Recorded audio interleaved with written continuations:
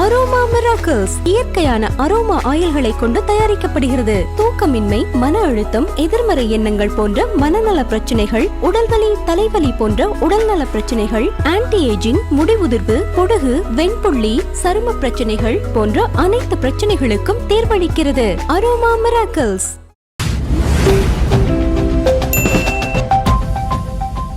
Sir, Simbu இப்போ வந்து பார்த்தீங்கன்னா அரசன் ஷூட்டில் இருக்க ஃபோட்டோஸ்லாம் போட ஆரம்பிக்கிறாரு. இப்போ டெய்லி அவரை பார்க்குற மாதிரி இருக்குது. டெய்லி இன்ஸ்டாவில் ரொம்ப ஆக்டிவாக இருக்காரு. பேக் டு ஃபார்ம் வந்துட்டாரா? இந்த கேள்வியை நானே உங்கள்கிட்ட கிட்டத்தட்ட ஒரு 20 வாட்டி கேட்டிருப்பேன் நினைக்கிறேன். அதாவது என்னன்னா, கம்பேக் கொடுத்துட்டாரா? அதான் சிம்பு வந்து இது மாதிரி கம்பேக் வந்துட்டாராங்கிற கேள்விக்கு சிம்புவாலேயே பதில் சொல்ல முடியாது. அதுதான் ரொம்ப உண்மையான விஷயம். ஏன்னா அவரே கூட இந்த கேப் இல்லாமல் இனிமேல் நம்ம கண்டினியூவாக படம் பண்ணணும், பேக் டு பேக் படம் பண்ணணும், நல்ல நல்ல ப்ராஜெக்ட் பண்ணணும்னு நினச்சாலும் ஏதோ ஒரு வகையில் பார்த்திங்கன்னா அவருடைய ப்ராஜெக்ட்டுக்கெல்லாம் ஏதோ ஒரு தடங்கள் ஏற்படுது. திட்டமிட்டபடி நடக்கிறது இல்லை, திட்டமிட்டபடி படப்பிடிப்பு நடக்கிறது இல்லை, அப்படியே நடந்தாலும் ரிலீஸில் பிரச்சனைன்னு ஏதாவது ஒன்று வந்துடுது. இன்னும் சொல்லப்போனால் சிம்புவினுடைய கையை மீறி இதெல்லாம் நடக்குது. அப்படி இருக்கும்போது இதுக்கு சிம்புவே பதில் சொல்ல முடியாத போது நம்ம எப்படி அந்த உத்தரவாதத்தை கொடுக்க முடியும்? ஆனால் ஒன்று சொல்லலாம், சிம்பு இவ்வளவு சிக்கல்கள் இருந்தாலும் ரசிகர்கள் அவர் மீது இன்னும் பெரிய நம்பிக்கை வச்சுருக்காங்க. அதுதான் ரொம்ப முக்கியமான விஷயம். அதை வந்து சிம்பு கரெக்டாக புரிஞ்சுக்கிட்டா போதும். நேற்று முந்தானத்து ஒரு வீடியோ பார்த்து அப்படி காரில் வர்றாரு, ஒரு ரசிகர் தவறி விழுந்தாலும் கார் கதவை திறந்துட்டு வந்து பயங்கரமாக அன்பு செலுத்துறாரு. இது இந்த ஸ்டண்ட்டு மட்டும் போதாது, படங்களின் மூலமாக நீங்கள் உங்களுடைய ரசிகர்களை திருப்திப்படுத்தணும். அது ரொம்ப முக்கியமானது. இல்லை, திரும்ப திரும்ப வட சென்னை மாதிரி தான் ஒரு கதைன்னு சொல்லி ஆயிடுச்சு.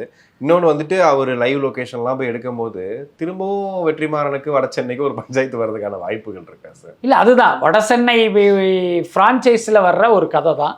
நம்ம ஏற்கனவே சொன்ன மாதிரி வட சென்னையினுடைய பார்ட் 2 கிடையாது இது. அதுக்கடுத்து பார்த்தீங்கன்னா இப்போ வட சென்னை பின்னணி கதை அப்படின்னு சொல்லிட்டு ஒன்று நீங்கள் இந்த மாதிரி வேறு ஊரில் போய் எடுத்துகிட்டு அதை வட சென்னையை நீங்கள் திரையில் காட்டுறது, அப்படி இல்லைன்னா செட் போட்டு படம் எடுக்கிறது. இந்த 2 தான் வெற்றிமாறனுக்கான சாய்ஸ். நீங்கள் நேரடியாக வட சென்னையில் போய் இந்த படத்தை எடுக்க முடியாது. என்ன காரணம்னா, ஏற்கனவே வட சென்னை படம் எடுக்கும்போது அங்குள்ள மக்கள்லாம் டென்ஷன் ஆகிட்டாங்க, ஏன் எங்களை இந்த மாதிரி சித்தரிக்கிறீங்க அப்படின்னு. பாருங்கள், அப்படி ஒரு எதிர்ப்பு வந்த பிறகும் கூட வெற்றிமாறன் வந்து அதை வேறு மாதிரி யோசிக்கல. அடடா, நம்ம வட சென்னை மக்களை அந்த மாதிரி தப்பாக காட்டிட்டோமே, வட சென்னை பின்னணியில் வந்து அந்த மக்களை வந்து கொஞ்சம் உயர்வாக சித்தரிக்கிற ஒரு படத்தை பண்ணுவோன்னு கூட அவருக்கு தோணலை. என்னென்னா அவருக்கு தேவை ஒரு வணிக வெற்றி. அதனால் மீண்டும் அருவாள் ரத்தங்கிற ஒரு வன்முறை கதையை அதுவும் வட சென்னை பின்னணியில் நடக்கிற மாதிரி ஒரு படத்தை பண்ணுறாரு அப்படின்னா அப்போ வெற்றிமாறனுடைய நோக்கம் என்னங்கிறது நமக்கு புரியுது.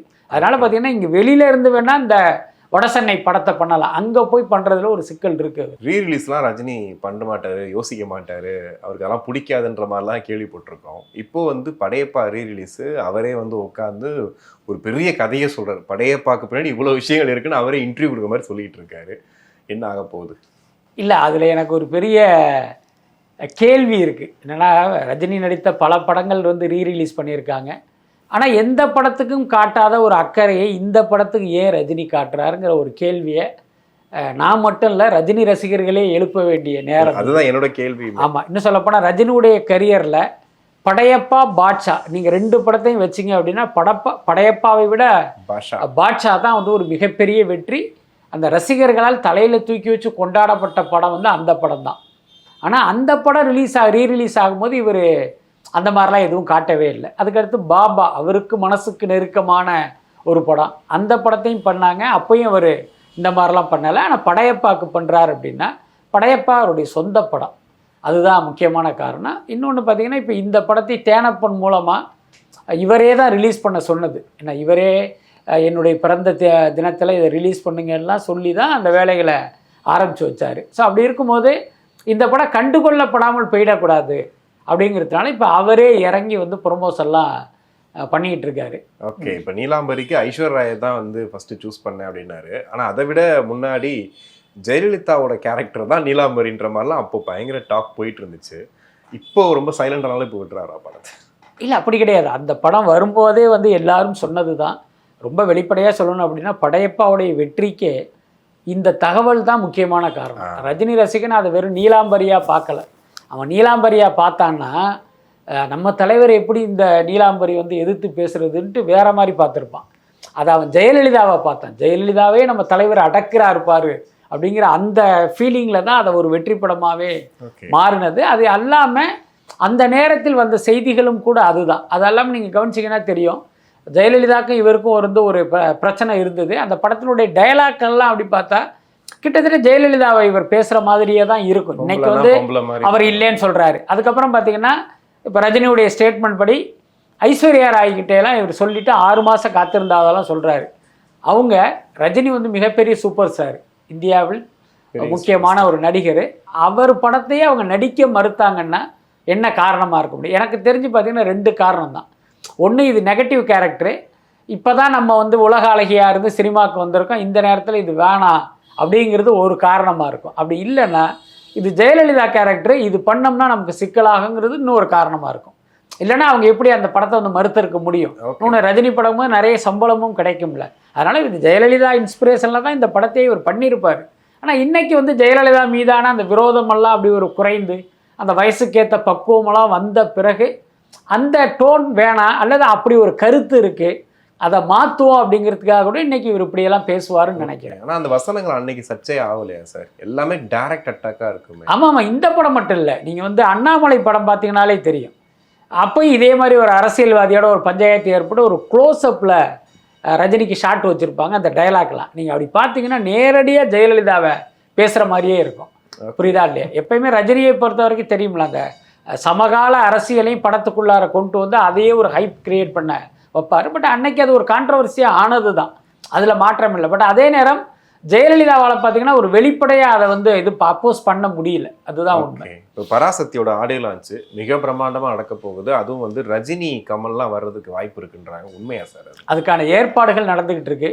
முதல்ல அவங்க பிளான் பண்ணது நேரு இண்டோர் ஸ்டேடியம் தான். பட் அன்னைக்கு அங்கே ஏதோ ஒரு கபடி போட்டி மாதிரி ஏதோ ஒன்று நடக்கிறதுனால இவங்களுக்கு அனுமதி கிடைக்கல. நான் கூட கடைசியாக அந்த கம்பெனி தரப்பில் பேசும்போது என்ன சொன்னாங்க அப்படின்னா, நேரு ஸ்டேடியம் கிடைக்கல அப்படின்னா சென்னையிலேயே ஏதாவது ஒரு அவுட்டோரில் OMCA மாதிரி ஒரு இடத்துல ஒரு பிரம்மாண்டமான ஒரு விழா நடத்துறது, அப்படி இல்லைன்னா திருச்சி மதுரை மாதிரி போகலாமாங்கிற மாதிரி யோசிச்சுட்டு இருக்கிறதா சொன்னாங்க. என்ன இருந்தாலும் பராசக்தியுடைய ஆடியோ லான்ச்சுங்கிறது பெரிய அளவில் நடக்க போகுது. ஓகே. இன்னொன்று ஏற்கனவே சொன்ன மாதிரி பராசக்திக்குனாலே நம்ம ஆட்டோமேட்டிக்காக சிவாஜி கணேசன் தான் ஞாபகத்துக்கு வர்றாரு. அப்போ அந்த குடும்பத்தை சேர்ந்தவர்கள் ப்ளஸ் ரஜினி, கமல் இவர்களெல்லாம் வைத்து ஒரு பிரம்மாண்டமாக அதை நடத்த பிளான் பண்ணுறாங்க. அந்த தகவல் உண்மைதான் அது. ஓகே. இப்போ இது ரஜினி, கமல் வந்துட்டாங்க அப்படின்னா அங்கே ஜனநாயகன் ஒருத்தர் தனியாக பண்ண முடியுமா? கண்டிப்பாக முடியும். ஜனநாயகனை பொறுத்த வரைக்கும் விஜய் தான் ரஜினி, விஜய் தான் கமல். அதனால் இவர்கள் வருவதால் வந்து அந்த இதுக்கு பெரிய ஹைப் இல்லை. விஜய் வர்றாரா இல்லையா அப்படிங்கிறது தான். மலேசியாவில் ஒரு பெரிய அளவில் அதுக்கான ஏற்பாடுகள்லாம் நடந்துக்கிட்டு இருக்கு.